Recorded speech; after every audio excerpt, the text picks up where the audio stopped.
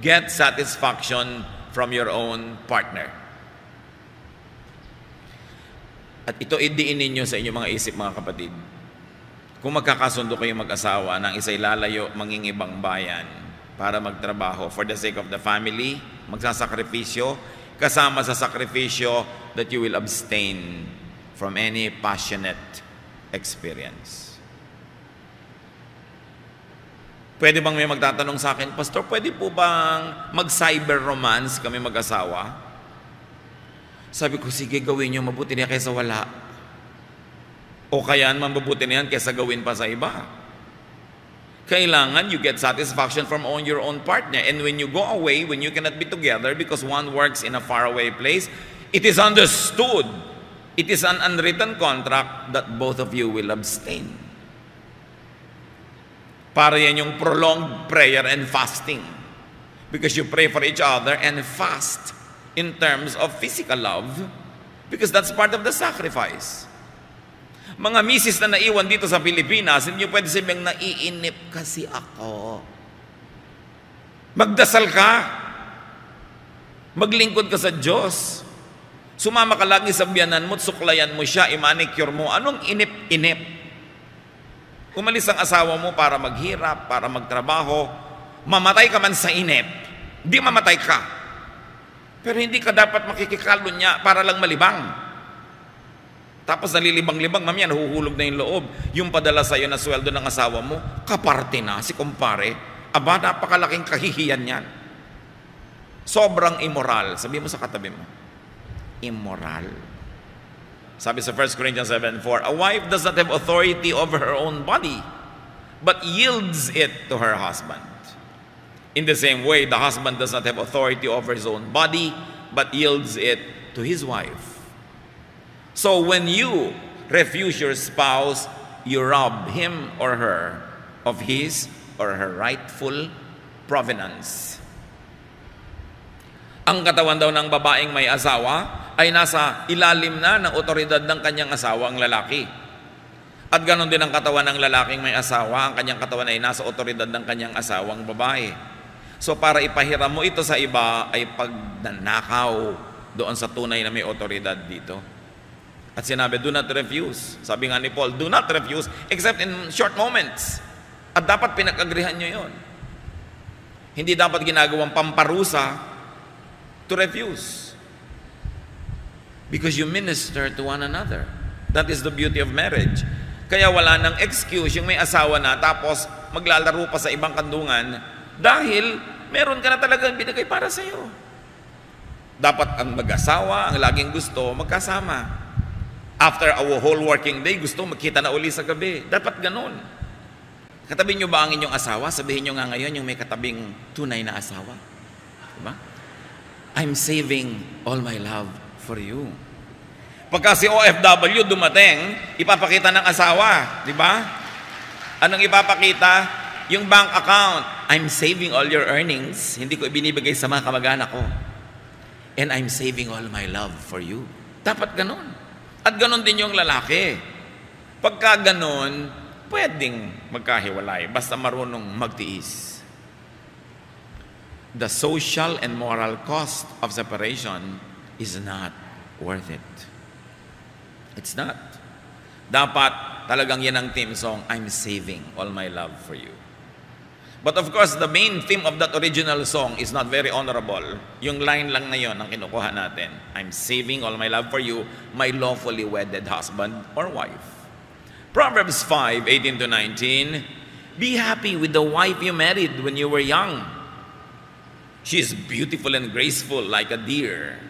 You should be attracted to her and stay deeply in love. So ladies, stay beautiful as much as you can. And men, stay handsome. Tulungan nyo naman yung asawa nyo na patuloy kayong pagnasaan. Hindi yung kayo iwasan, yung pag nakikita kayo pa nakakapagod dito, ay trabaho ito, ay mabaho ang paa, di ba? Ay hindi naghilamos. You stay pretty, you stay handsome for your spouse para ganahan siya. Men, help them stay beautiful. Pag daw may babaeng pumapangit, 90% of the time, asawa ang dahilan. Nasa alaga yan. Malakas magpapangit yung pagseselos, pag-aalala, pagdududa. Next to walang budget.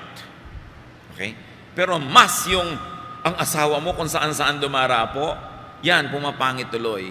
Kaya tuloy, nagpapagandang pilit. Kawawa naman yung mga babae na napipilitang magpakaganyan-ganyan, magpa-opera, kung ano pinaggagawa, para lang patuloy na maakit ang kanilang mga mister. Siyempre, masakit sa isang babae na kasama niya yung mister, may dumaan lang na bata-bata, talaga namang halos sagpangin na nung asawa niya. Kaya kung ano-anong gagawin niyang gimmick, para maging ganun din siya. Proverbs 5:20, don't go crazy over a woman who is unfaithful to her own husband. Men, listen to this, and also women. Sabi niya, huwag kayong mahibang, huwag kayong mabaliw sa isang taong nagtataksil sa sarili niyang asawa para lang makipagtagpo sa inyo. Kuminsan, is good food for your ego. Wow, pinagtataksilan ng babaeng ito ang husband niya para lang sumama sa akin.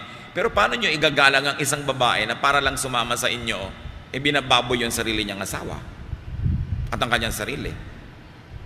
Paano mo rin igagalang yung lalaking ganon? Meron pa mga nagtatanong sa akin sa Facebook, meron po akong boyfriend, nahulog na yung loob ko, kaya lang hulog na yung loob ko nung nalaman kong may asawa. Tapos, sabi po niya, ilihim namin sa asawa niya ang aming relasyon. Sabi ko, gaga ka ba? Ang ganda-ganda mong tao, ang husay-husay mo, isa ka lang lihim. Women, don't permit yourself to become just one man's secret. Magpakatalino kayo. If a relationship has to be a secret, you have no part being in it. You should not be in a secret relationship.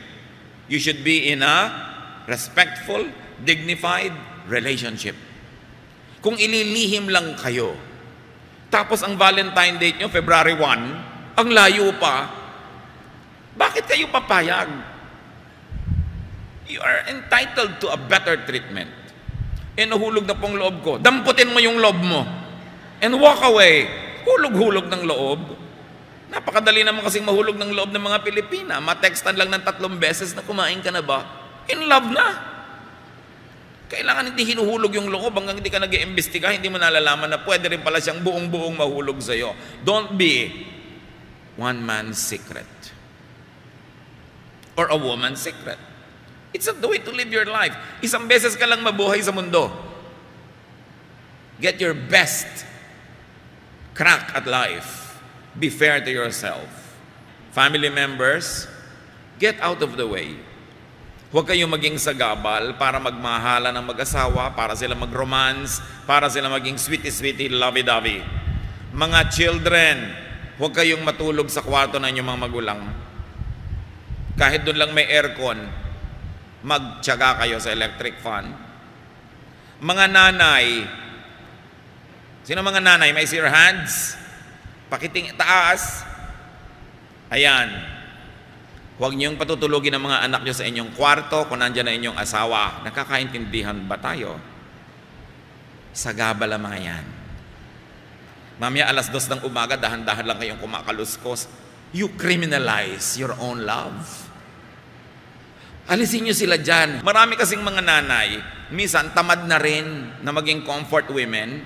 Ang mga protection nila, yung anak, dyan anak mo, mga anak mo magigising. But actually, siya lang itong tinatamad. Pagka yung inyong asawang lalaki, hindi na makadapo ng buong inam sa inyong higaan dahil maraming mga asungot na mga anak doon, baka sa iba dumapo, although that's not an excuse.